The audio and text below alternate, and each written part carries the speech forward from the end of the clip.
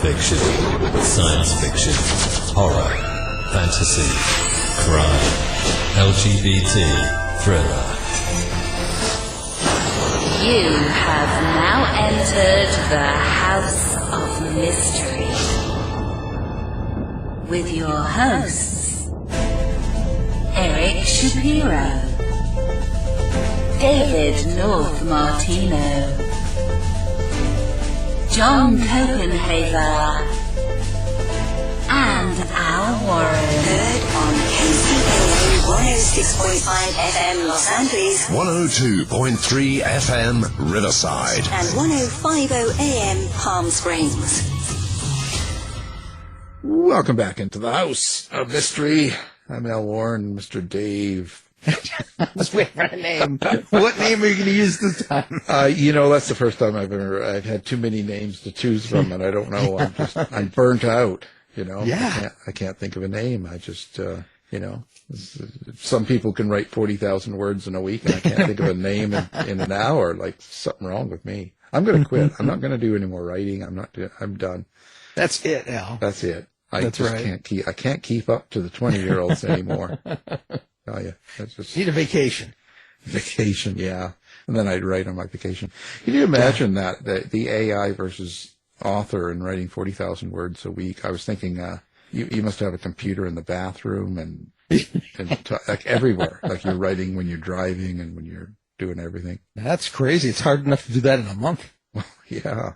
I was just like, I don't know. In a week? I need to get some AI and plant it in my brain. Wow. There you go. There you go. That's got it made.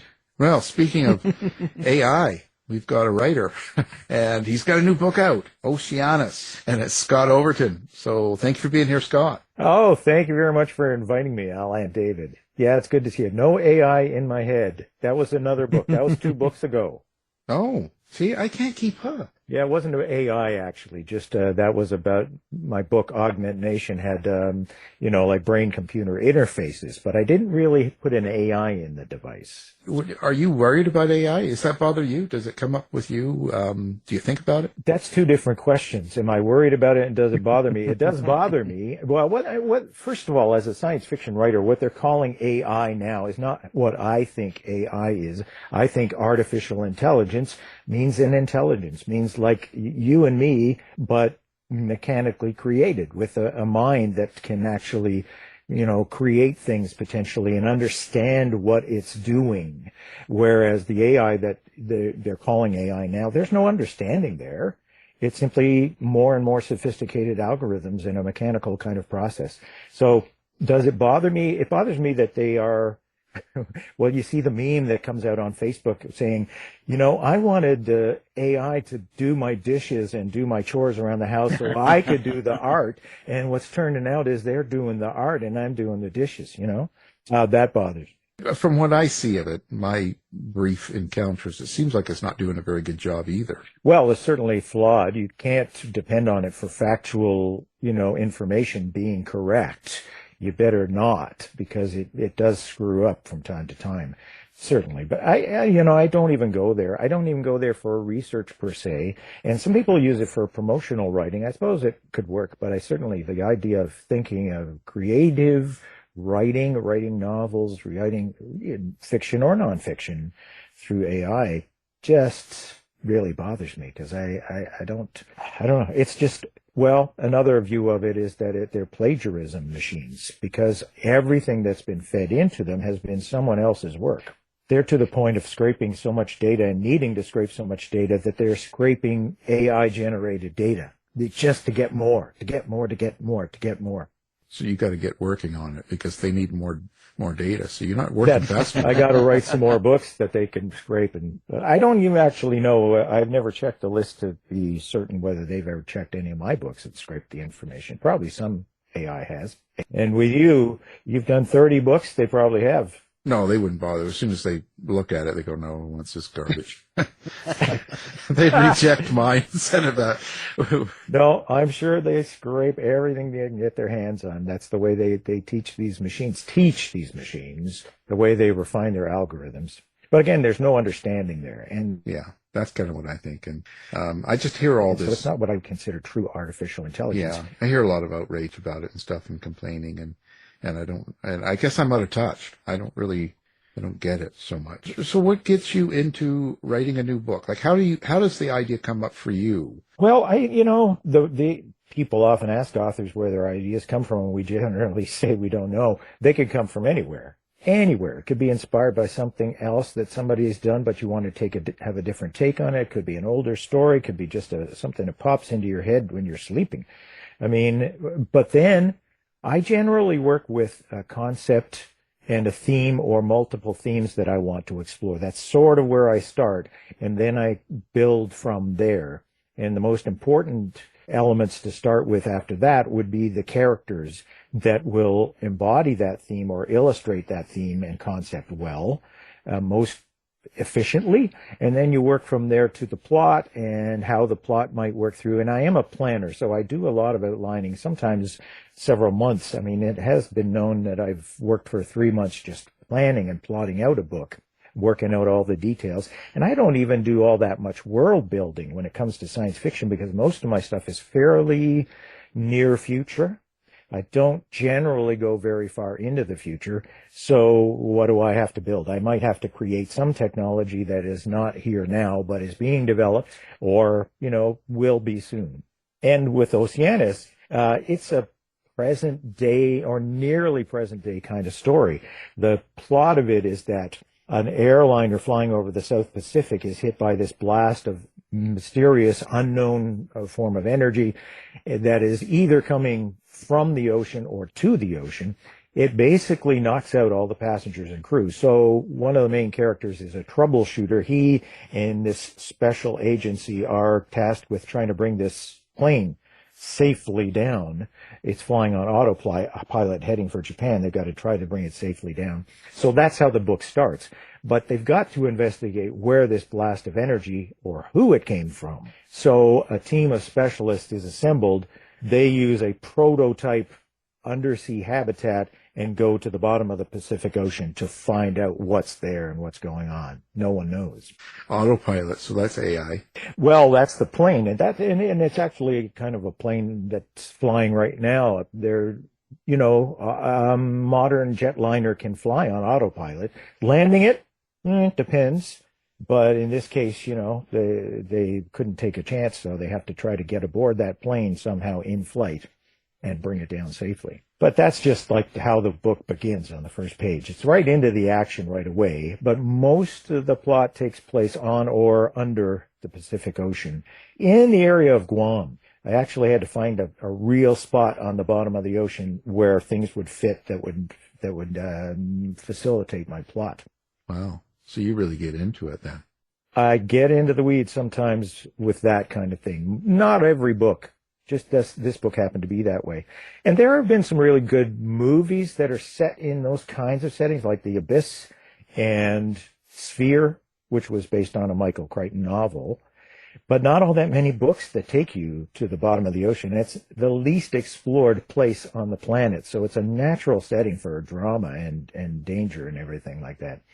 And they don't know what's under there. Could it be extraterrestrials that are responsible for this energy? Could it be some other form of life on Earth that we've never seen before? They don't know. So that's where a lot of the suspense comes from. Well, you say, you don't do a lot of world building, but that sounds like a lot of world building to me, to go, under the sea to the bottom. And it seems like it would require a lot of research as well. Well, it does require research for sure.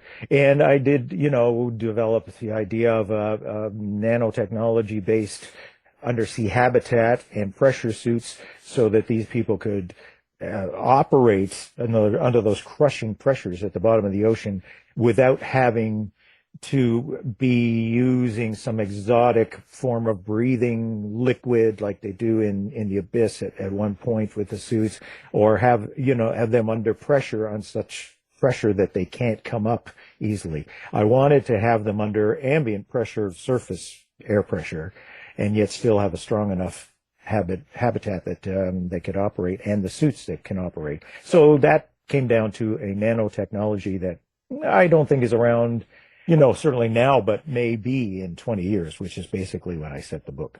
Yeah. Then, so now, so you come up with a story first, and then develop characters to fit into that story, or did? Well, I come up with the characters to fit the theme of the story. For instance, this main character, Alex, who's a troubleshooter, freelance troubleshooter, like MacGyver, but he's not so gadgety. He believes that it's probably advanced aliens, extraterrestrials, who have been responsible for this blast of energy and didn't intend any harm.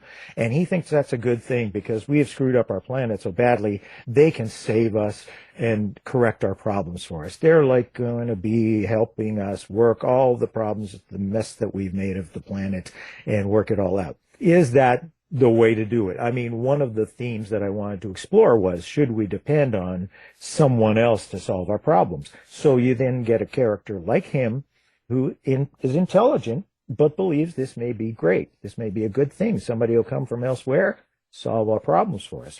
That's what I'm talking about, creating characters that can illustrate the theme or one of the themes of the book. And how do you interact with your characters? How does it work for you, especially when you're doing dialogue? Is it like you dictate, you hear them, or is it something different? I do think very cinematically when I'm writing, and a lot of people have said they find the books quite cinematic. They can picture it as a movie or as a scene visually and everything. So I try to write that. But with the characters, I've mostly written in third person, and only even after Oceanus, some of the books I've written are in first person. So I don't generally do a first person narrator in a novel. I've done it in short fiction. But I do use some tricks to try to get the voices of the characters. And one that I picked up from a brilliant writer named David Mitchell, who wrote Cloud Atlas, if you've ever known that book or seen the movie, is he would have the characters kind of write a letter to the author and say, hey, look, I know you're going to be exploring my life in this way. I'd really rather you didn't do this or whatever. And it's totally made up. But by doing that, you can kind of get an idea of how that character talks, how they would write, but how they would also talk. You can imagine it as a conversation with the author. You can write a dialogue with some other character and just get into it and try to distinguish those voices of the characters very clearly so that you don't even have to attribute this, Alex said this and Al said that. You do, but theoretically, they should be able to tell who's talking just because of that voice in the dialogue. So I use methods like that when I'm developing the character. Well, after you've plotted out the book, do the characters surprise you? Do they, pull at that plot and kind of take you in directions that maybe you didn't want to go originally? Sure. Absolutely, that can happen. I'm perfectly open to that. People, they always say there are pantsers and plotters, writers who write by the seat of their pants. They don't know where it's going, or plotters, and I would definitely fall in that category because I do so much planning out. But I plan it out. That's not meaning that it's carved in stone. I generally have an idea of where I want to go, but even the endings can very much turn out to be slightly different or largely different from what I originally envisioned. So yeah, the characters, if you've really fleshed them out well, they may well do something. They may well interact in a kind of a romantic relationship you didn't plan, or some other conflict or whatever. They might take the story in a different direction, and I am open to that.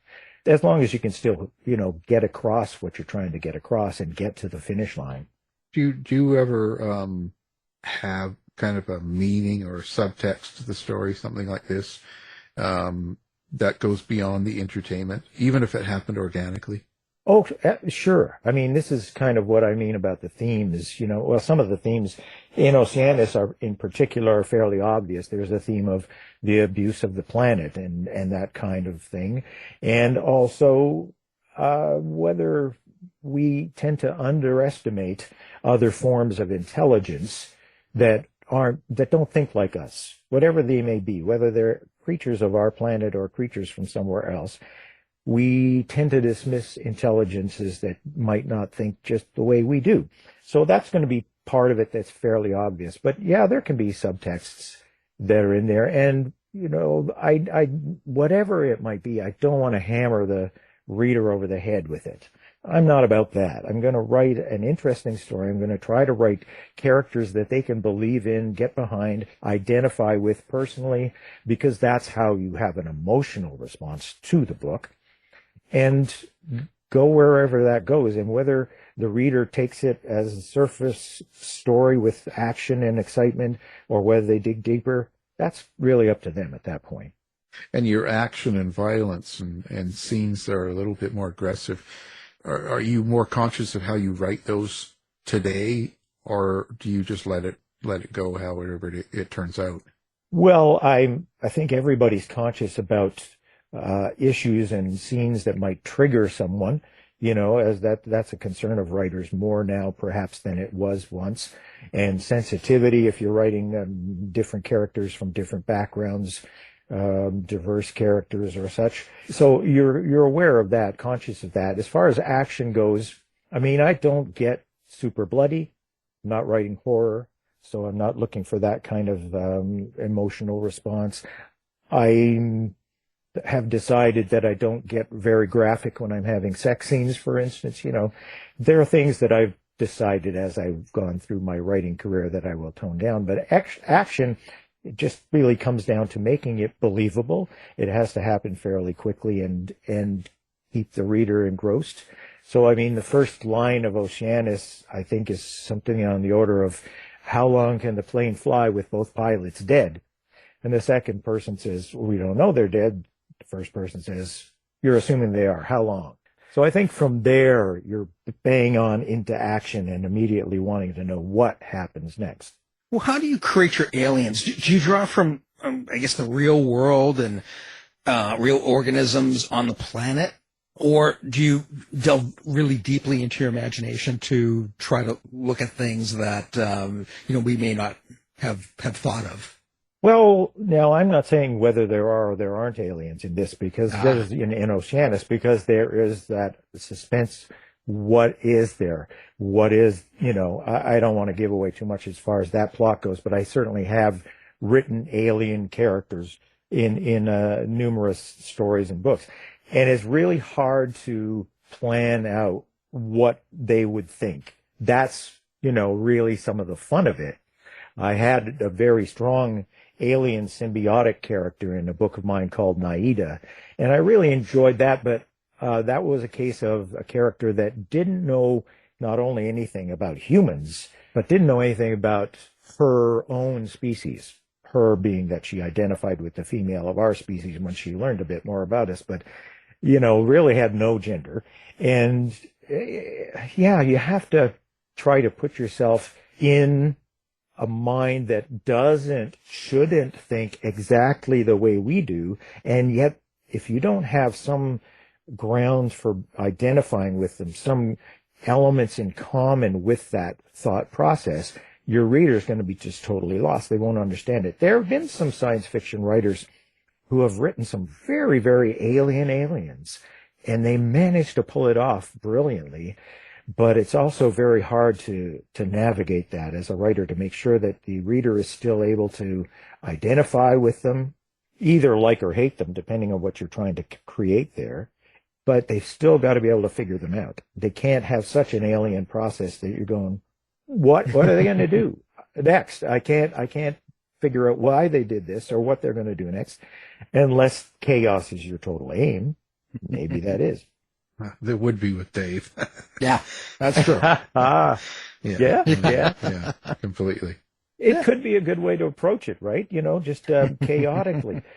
No way of predicting what these aliens are going to do, because they just have no relationship with the way we think and our needs and our type of operation, I like it. Maybe write a book about it. Maybe that'll be my next book. Chaos. Chaosius. Chaos. Yeah. Oh, perfect. Us chaos. Well, listen, when you write characters like that, like aliens, or even characters that just are not like you yourself, let's say, or what you've been, the kind of lifestyle you live and the kind of people around you, how do you get into to writing the dialogue and the insights of that character when it's not really who you are? All you can really do, I think, is base that on what their goals are what their life goals are, what their priorities are in life, and how they do relate to people. Those two things are going to decide how they talk to people, how they interact with people in virtually every way. What are they trying to achieve in each moment, in each interaction, and how do they interact with people? Are they naturally antagonistic with people? Are they always looking for consensus and cooperation with people? So it would be that sort of thing. Now, I didn't really try to get anything too complicated with the team that I have in Oceanus, and it is one of the largest significant casts of sort of main characters that I have ever had. But you've got the troubleshooter character, you've got a reluctant telepath, meaning she has these telepathic abilities, but really hates it because it's mostly been grief for her. We've got a psycho, I don't even know how to call it. I call him a sociotheologist. He's a sociologist. He's got a lot of theological background. He happens to be blind, but has technology to compensate for that. I have some physical challenges in some of the characters, and they use technology to compensate. So I got another specialist in biology, and especially different creatures and manifestations of different life forms, because again, they're trying to investigate what is there. Could be aliens, could be some other form of life. So you got a sort of xenobiologist, meaning specializing in exotic or alien forms of life. There's a Navy diver who is overseeing some of the diving operations. There's almost a spook type character as far as special agency, unnamed government agency, whatever you want to call him. He's a special operative type. All of these different characters, but they can't conflict too much because they are tasked with solving this problem. They have to work as a team. Do you have a favorite character? Is there one that always sticks out each time you do a book? Gee, I don't know. I mean, there are so many different characters that I love, and yet I've never written a series as far as continuing the characters on in another book. I've just always wanted, I think that comes back to exploring a specific theme or specific concept. Once I've done it, it's done. So I'd have to come up with some other thing that would fit these characters and make them sensibly in that story. In this book, the two main characters are Alex, who is the troubleshooter, and Elle, who is the reluctant telepath, reluctant psychic of sorts, because they're thinking, first of all, that she is in another plane elsewhere when this one of these blasts of energy happens, and blacks out and sees visions. So they seek her out. She is not that close that she was damaged by it, but she's close enough in another aircraft at a different time. They seek her out and think she can maybe help us communicate with whoever this is. She might be able to help us find it by triangulation. You know, are you sensing something here? No. Okay, we'll go a little closer to here. Are you sensing something now? And that's part of what they use early on in the book to triangulate a location to explore, because they don't know where this originated exactly or where it was aimed to. So those are the two main characters, and I like both of them. They're both pretty interesting characters, and they have a pretty strong interaction with each other over the whole course of the story. Well, what's the most challenging book? What's the book that has been the hardest for you to write? That's kind of tough to say for sure. The last one that I talked about with you was Augment Nation, and that was, brain augments and a very cautionary story. And that's not the happiest book I've ever written. It's a tough book, and it's meant to be kind of frightening and disturbing. So that really had to work at to get it right. And yeah, as far as tough going, I don't know. Each book I try to stretch myself, to be honest. I try to go in some direction that I haven't gone before, and tried something different about the writing or something different about the concept and how I explore it. Always trying to do something fresh and new, so it's fresh for me. It's very selfish that way. Right. It's all about you. Yeah, it's all about me. If I'm writing the same old darn thing, it's not going to be very interesting to me to write the whole project. Because as you know, writing a book takes a lot of work, a lot of time, and oh no, unless 40,000 a week. Against Come on. yeah, Didn't want to go Yeah. there, but Come on. yeah. You gotta up your game. So- Get some coffee in there. Yeah, so I don't know what's really the toughest. I have one that I haven't gotten anywhere near publishing yet, but it does go out into space, and it involves a whole lot of people aboard this spacecraft that ends up going way deep into the galaxy, lost, basically. Don't know if they can ever get back. And I meant to write that thematically, kind of like Heart of Darkness by Joseph Conrad, where it's a big exploration of the psyche as well as space. Trying to write, deep layers and everything. Who knows whether I overextended myself in that one. If it ever comes out, we'll find out. Do you like to do that in books? Like have that kind of comparative, like that like you were saying, layers of, let's say the relationship between a couple of the characters somehow intertwined. It sort of moves along the same pattern as the story itself, maybe. Yeah, I mean, you always like to have some depth to the story. I don't like to have just one darn thing happening after another with no rationale, except I got to give my characters more trouble. I got to give them more conflict. I got to give them more danger to move the story along. That's not really what it's about. It's about exploring what you started with as a theme and digging deeper into the possible permutations of the concept that you're exploring, or what the implications will be. If this, then what? And if that happens, then what next? But it's not all about just action, or plot. Right. And that in itself, I'd imagine that when you go through the process of writing one of these books, like especially let's say the new one now, you develop as a writer as well, doesn't it change you in some sense as a writer? I hope so. I certainly hope so. And, some of the ones even that I've written since Oceanus, I've tried first person narration. I tried a first person narration that was ostensibly an artificial intelligence, actually with an intelligence and understanding and awareness of themselves.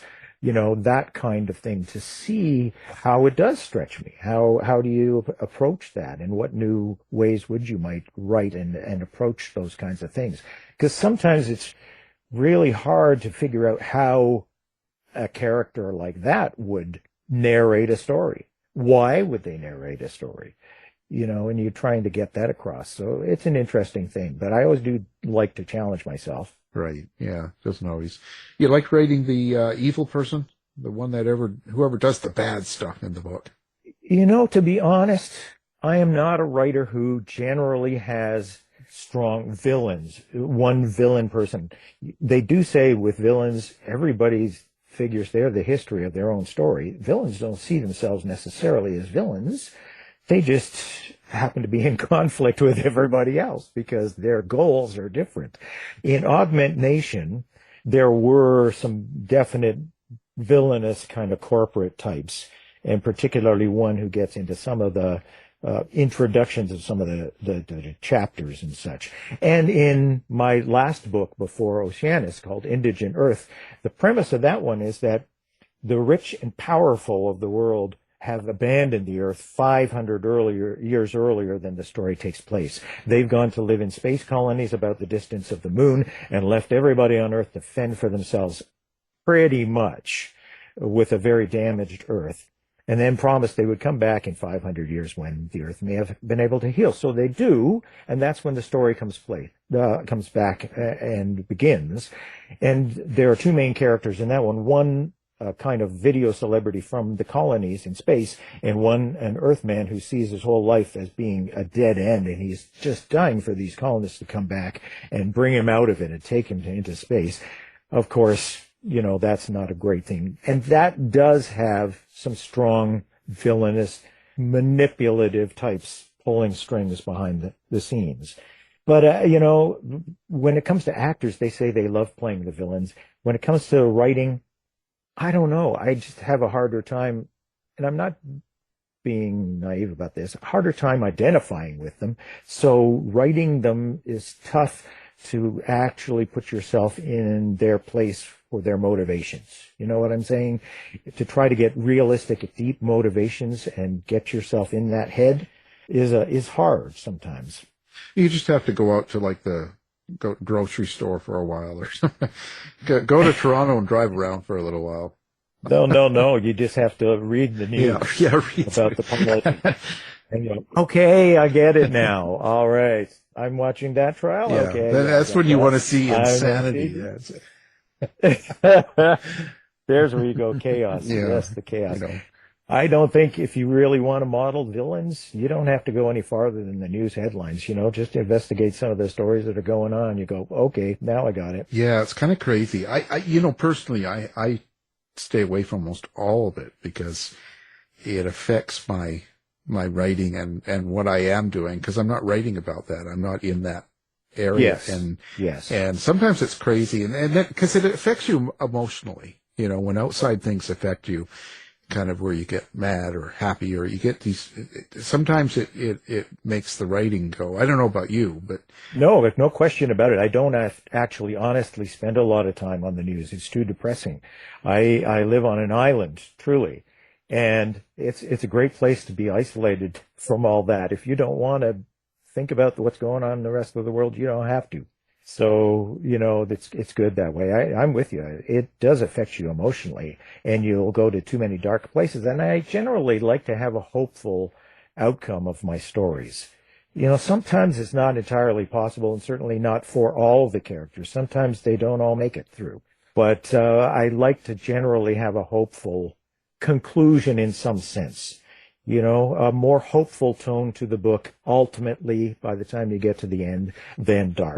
Right. It may go through some dark places, but... Yeah. Your main character only has one arm left. And and so technology and that, because you're writing, like you were saying, near future time and stuff. So how do you ever get into a place where you're kind of writing something and you kind of have a certain technology or a certain ability for your characters to do, or a certain invention that they've had, and it might not happen, or it might happen differently? Do you know what I mean? Does it ever?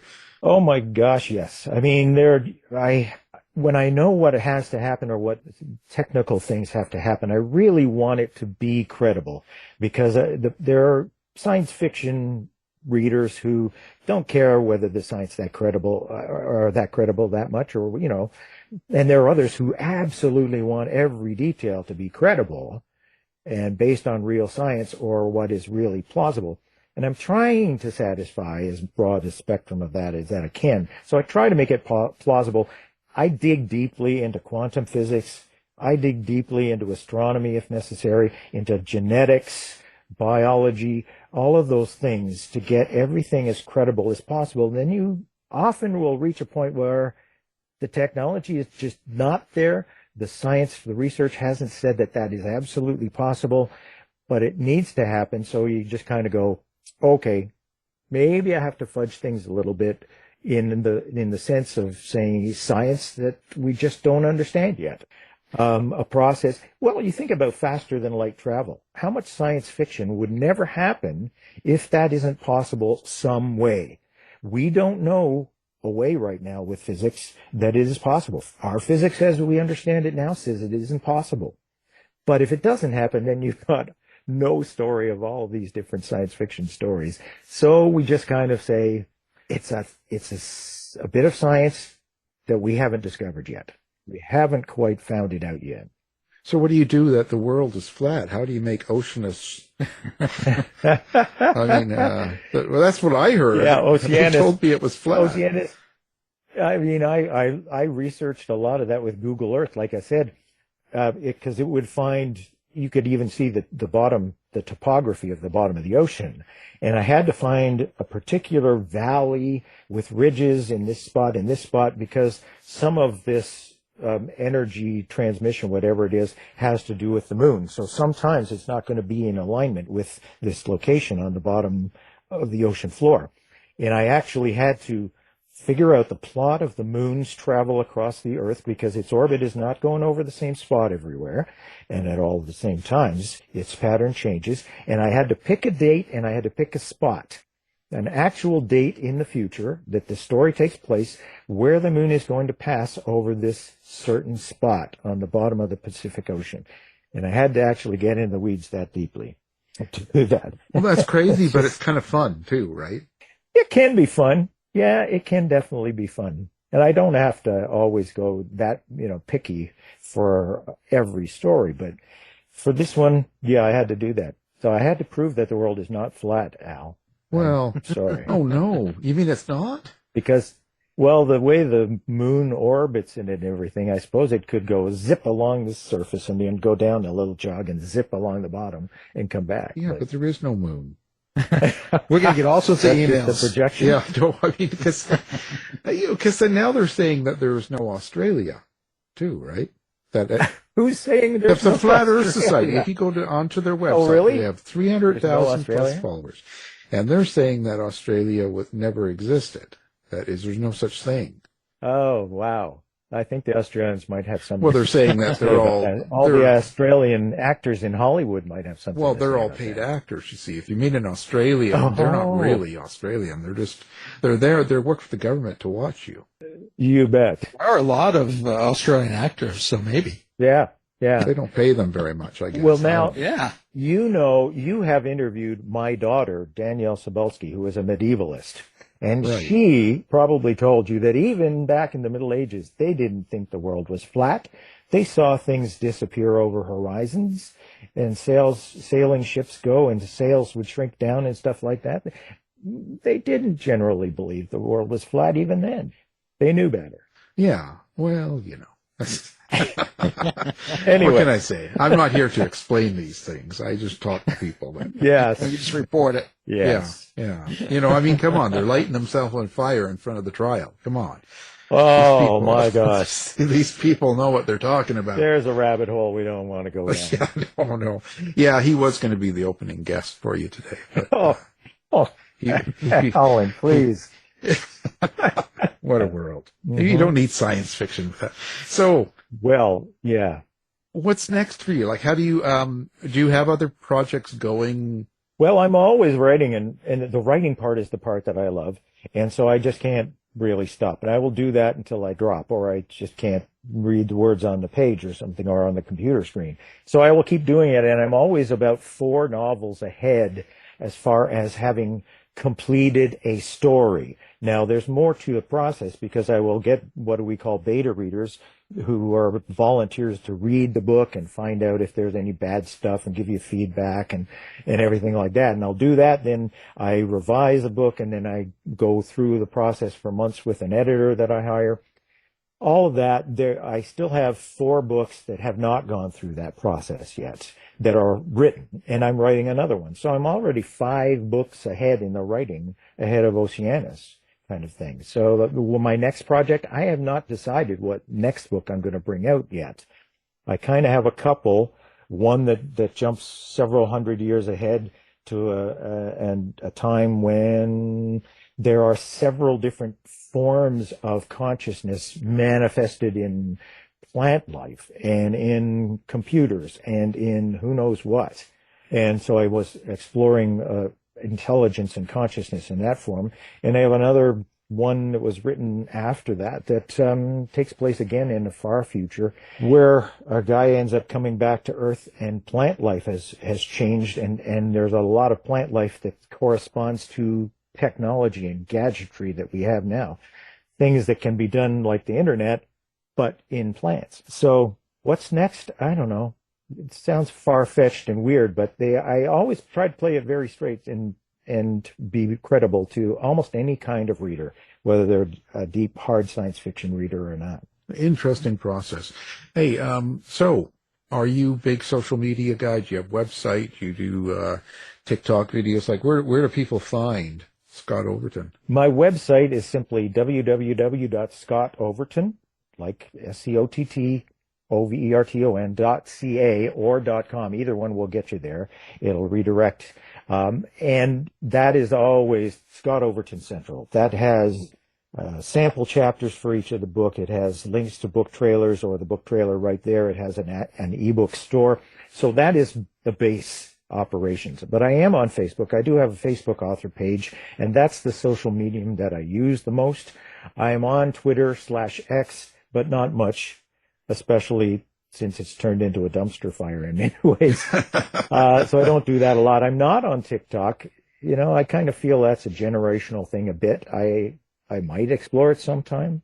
So not too much other social media. My website certainly is the place to start, or my author Facebook page. Well, we'll have all that up on the website so people can find it easily.